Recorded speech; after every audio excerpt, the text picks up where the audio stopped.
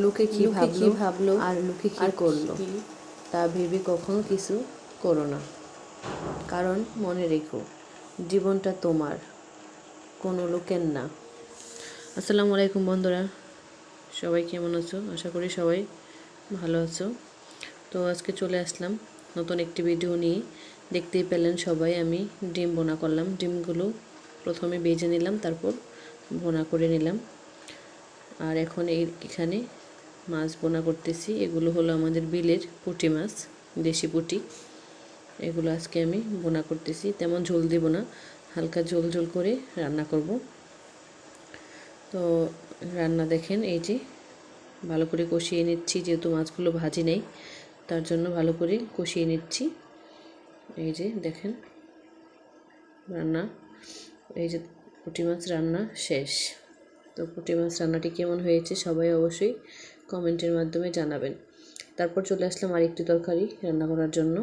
এখানে আমি তেল গরম করে নিলাম, তারপর পেঁয়াজ দিয়ে রসুন দিয়ে ভালো করে ভেজে নিচ্ছি। এগুলো ভালো করে ভেজে নিয়ে তারপর আদা দিয়ে দেব সাথে। আদা দেওয়ার পরে আরও কিছুক্ষণ কষিয়ে নেব, তারপর সাথে অ্যাড করব মশলা। একে একে সব মশলাগুলো দিয়ে দিব, দেখতেই পারবেন আপনারা। তেজপাতা, গরম মশলা, তারপর লবণ, হলুদ, ধনে, জিরা, যা যা দেওয়া দরকার সব মশলা একে একে অ্যাড করে দিব। তারপর ভালো করে নেড়েচেড়ে কষিয়ে নেব। কষিয়ে নিয়ে তারপর মাংসগুলো দিয়ে দিব। মাংসগুলো আমি আগে থেকে ধুয়ে রাখলাম। আজকে আমি রান্না করতেছি এখানে গরুর মাংস। তো আপনারা কে কীভাবে রান্না করেন অবশ্যই কমেন্টের মাধ্যমে জানাবেন। এই যে দেখেন মাংস, তো মাংসগুলোও দিয়ে দিলাম সাথে। মাংসগুলো দিয়ে আরও বেশ অনেকক্ষণ কষিয়ে নিব, তারপর ঝোল দিয়ে আরও কিছুক্ষণ রান্না করব। তো বন্ধুরা, যারা এখনও আমার চ্যানেলটি সাবস্ক্রাইব করেননি তারা প্লিজ আমার চ্যানেলটি সাবস্ক্রাইব করে নেবেন, আর লাইক কমেন্ট শেয়ার করতে অবশ্যই ভুলবেন না। এই যে দেখেন, এখন আমি এটা ডেকে দিব।